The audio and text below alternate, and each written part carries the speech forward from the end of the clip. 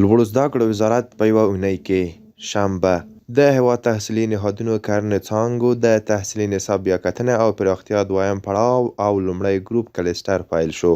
یکشنبه د پوهنتونو لابراتوارونو فعالولو لپاره د 270 میلیون افغانیو په ارزښت لابراتواري وسایل وپیرل شول.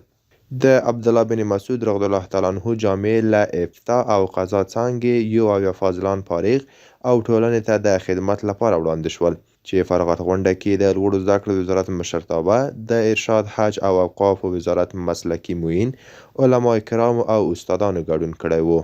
د لوړو زده کړو وزارت مالی او اداري معین د کندهار پوهنتون طب پوهنځي په فارغت غونډه کې د ګډون او وینا سربیره د سترې محکمې له قضایي مرستیال او د جنوب لویدیځ زون د تمیز له عمومي رئیس سره هم لیدنه وکړه. د کندهار پوهنتون طب پوهنځي اړوند د عامې روغتیا ماسټري برنامې MPH له 9مې دورې څخه 15 تنه ډاکټران فارغ او ټولنې ته د خدمت په موخه وړاندې شول، چې په فارغت غونډه کې د پوهنتون مسؤلینو، استادانو، علماو او د فارغو محصلانو د کورنیو غړو برخه اخیستې وه.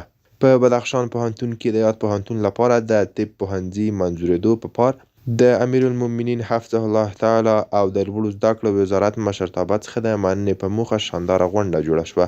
دوشنبه د لوړو زده کړو سرپرست وزیر د کندهار ولایت سپین بولدک ولسوالۍ د جامعه اسلامیه مدرسې په فارغت غونډه کې ګډون او وینا وکړه.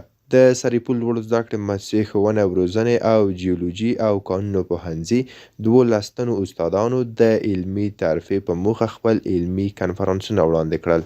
سمنګان لوړو زده کړو مؤسسه کې د نوري فایبر وصل کولو پروژې چارې پیل شوې، چې د مؤسسې 4 ودانۍ په بر کې نیسي. د هرات پوهنتون ژورنالیزم پوهنځي او د هرات ولایت انتاني خصوصي روغتون ترمنځ د ګډو همکاریو هوکړلیک لاسلیک شو. سه شنبه د لوړو زده کړو سرپرست وزیر د کندهار ولایت دارالعلوم الحکیمیه جامع فاضلانو د فراغت په مراسمو کې ګډون او وینا وکړه.